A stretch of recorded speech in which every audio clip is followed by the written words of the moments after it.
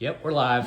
Did I catch you off guard? Hello. Hey everybody, welcome to another edition of What's for Dinner. It's about 5:15 on this gloomy, soon to be raining Tuesday afternoon here in the There's some Ozarks. storm warnings all around us. Yep. So be careful. Be careful out there. Okay, so what do we have going on here tonight, hon? So we have ribeyes and brats from the butcher.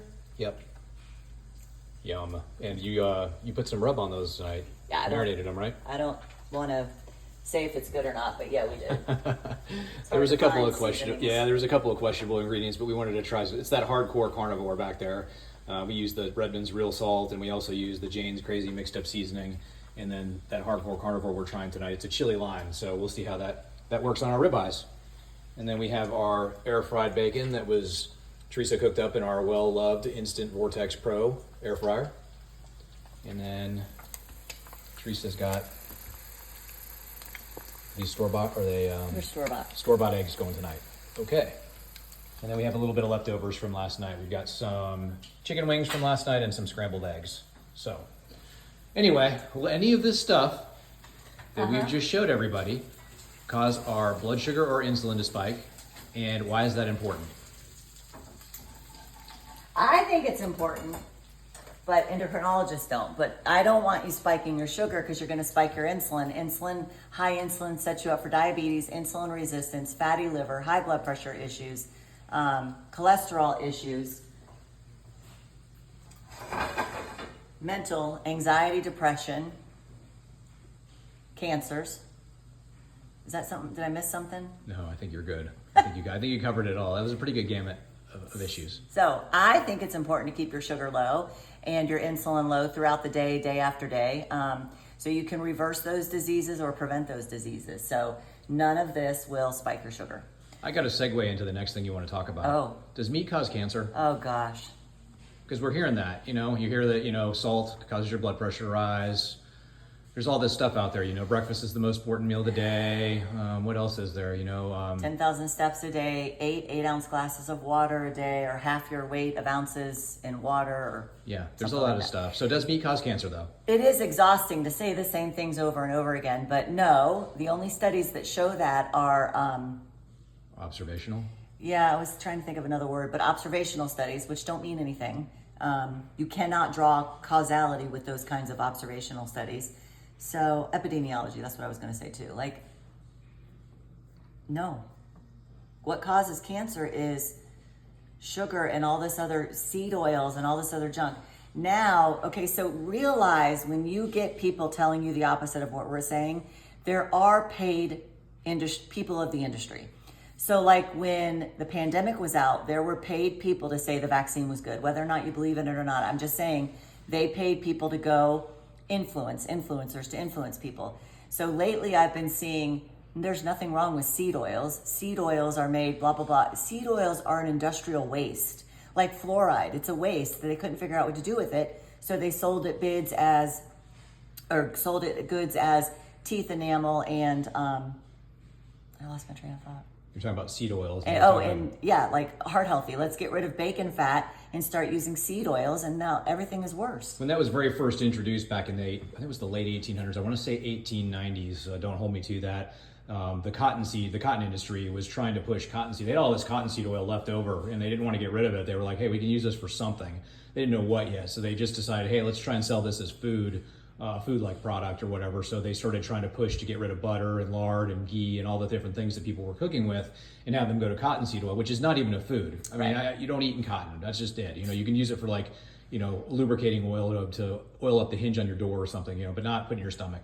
So cottonseed oil, but it failed that time. People pushed back. They're like, hey, I'm not giving up my oil and my lard and all that kind of stuff because, people that's what they'd been eating for generations and they knew it was good for them. They knew it was safe. But that came around again in the 1900s, and now it's been successfully injected into our food supply.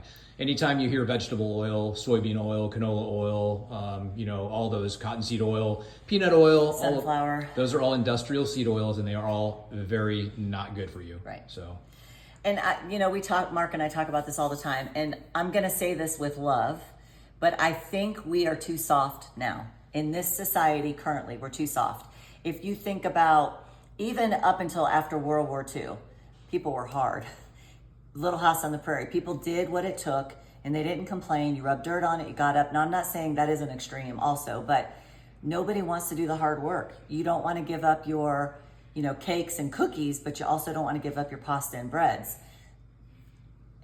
And that's what it takes. It takes standing strong against addiction and saying, I'm not going to do this. Yeah, we talked about it the other day. There's people out there who are preying on that. They know they're preying on your weakness. They're preying on your addiction, and they should be ashamed because they'll tell us to be ashamed of ourselves for telling people they can't eat something. And it's just telling you what you need to know or what you need to hear, not what you want to hear.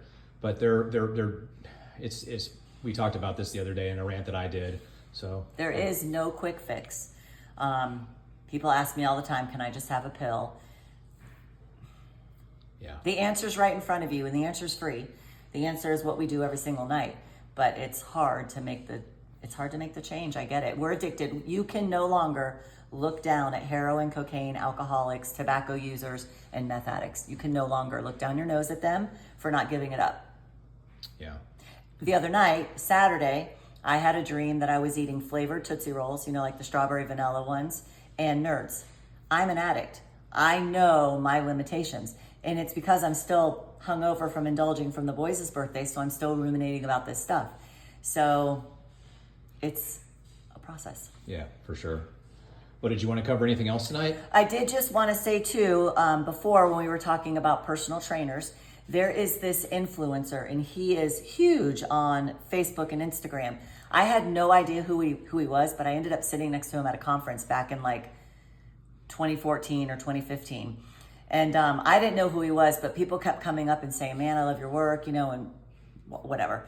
I just started seeing a patient last year who went on this guy's program. He's a chiropractor, so it's just supplements and food. She ended up becoming a diabetic. So because it's vegan pushed, and vegan is just high carbohydrates. If you don't eat protein, you have to substitute with carbs. If you don't eat salt, you have to substitute with sugar. So you have to be mindful because your hunger's going to win. So if you don't fill up on the good stuff, you're going to fill up on stuff that keeps your sugar elevated. She was already probably borderline pre-diabetic, but this just took her over the edge.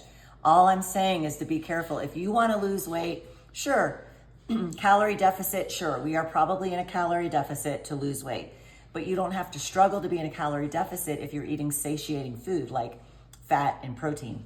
Well, that's the other trick of the whole process of going through one of these changes in the ways of eating is if you're going to a way of eating that has a low protein content to it, then you're going to naturally lose weight, okay? Because you're cutting back calories. But if you cut out on protein and you're not obtaining enough protein in your diet, what's going to happen is you're going to start losing that along with fat. You're going to start losing muscle along with fat, and you're going to lose some water weight too, and it's going to look like you're losing weight.